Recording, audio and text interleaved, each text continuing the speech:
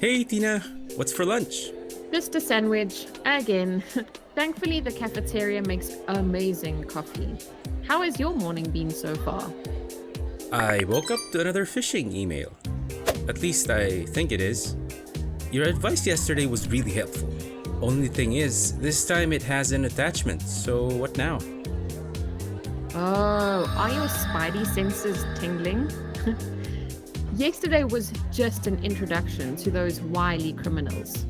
Did you bring your laptop? Of course, I was a bit excited and I hoped you would ask. Now I remembered what you said and I checked the sender's email. It wasn't actually from HR. Nice work. Now you probably want to know why opening unknown attachments can be risky, right? Is it that obvious? Attackers will use attachments to run malicious code on a device. These attachments often appear as harmless documents, spreadsheets, or even PDFs, but they can contain hidden threats. Sneaky. How does it work? Here, let me show you by demonstrating an attack. Let's break down how an attacker uses a malicious attachment to gain access to a system. First, I'll use Metasploit to create a malicious payload. Metasploit is a framework used during pen testing and exploit development.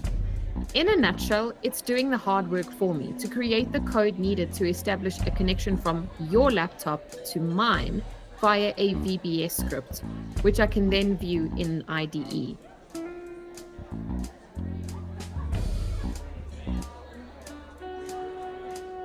Now, I'll open up a Microsoft Word document and create a macro. I'll copy the contents of the VBS script I just created and paste it in here.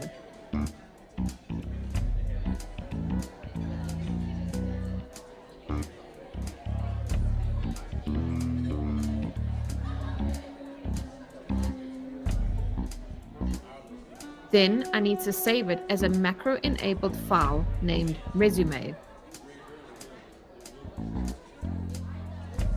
Now I'll send you my phishing email and attachment, disguised as my CV. Attackers will often use names that pique a target's interest to make them more likely to open the file. I see the mail you just sent has arrived. Now download and save my resume on your desktop. Then open the file, follow the prompts to allow editing, and then enable content.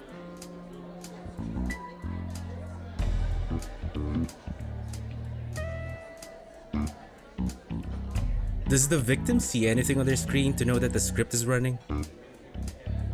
Usually not. There was nothing visible happening on yours right now. The goal is always to remain undetected, which makes these attacks particularly insidious. Look, I now have shell access to your laptop. Huh. That just looks like another random thing I always see you working on. Well, to prove I have full access, watch this. I'll create a text file on your desktop called Tina was here with the word hello inside.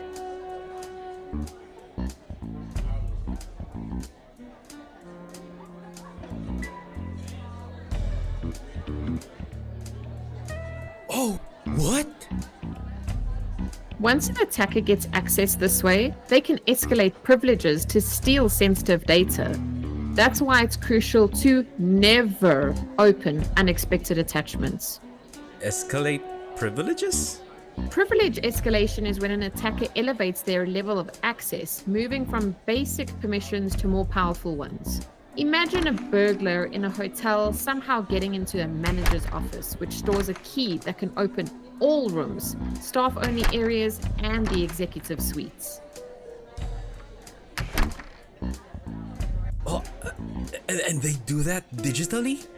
Like through the network? They can. And we call this lateral movement. That's when an attacker is already inside a network and they can move around to access other computers or accounts. They move into other spaces to gather more access or information along the way. Privilege escalation and lateral movement are just two ways that attackers gain greater access throughout networks to steal a lot of data. I've received emails with attachments before from previous jobs, but I would only click on them if they were for programs I used a lot. See, unfortunately, a lot of common file types can contain malicious software. Familiarity does not imply security. Oftentimes, the sender is a more crucial clue than the file type itself. What I just showed you, that's only one type of malicious attachment. There are many more file types to be aware of, some that can even mimic recognizable files. We just saw a malicious Microsoft Word macro in action, but Excel files can also contain macros that download malware when opened. A macro is just a small set of instructions that automate tasks, like formatting text or inserting standard content so you don't have to do it manually each time. Think of it like a shortcut that does repetitive work for you with just one click. Now, PDFs can contain hidden scripts that install spyware or keyloggers. Spyware secretly collects data and then sends it to a third party, whereas keyloggers record every keystroke you make to capture important data you type in, like your credentials. Attackers can also disguise malware inside compressed files. Clicking on an executable file can instantly install harmful programs. File names should also be checked. For example, one ending in .jpeg.exe may appear as an image, but could actually be a dangerous application. Wow, I didn't realize there were so many ways that attackers can use attachments. Yeah, they're really resourceful. One major phishing campaign used malicious attachments to spread something called Emotet, a dangerous malware. Attackers sent emails with Word documents that urged victims to enable macros. Once activated, their malware stole credentials and then spread to other systems, often leading to ransomware attacks. Many people learned a lesson the hard way. You never enable macros from untrusted documents. Okay, now, what should I do if I get an email with an attachment I wasn't expecting, like this morning? Firstly, never open attachments from unknown senders. If you're unsure, confirm with the sender via a different communication channel. Next, be cautious of urgent or unexpected requests. Attackers often pressurize victims into opening files without thinking it through. Remember to check the file extension. If it's an .exe, .bat, or .zip from an unknown source, simply don't open it. Use an antivirus scanner. Most security tools allow you to scan attachments before opening them. Finally, enable email filtering. Your IT department or service provider likely has tools to detect and block suspicious attachments, but don't ever rely 100% on this. Criminals are always finding new ways to bypass these protection mechanisms. Okay, I think I know what to look for with attachments.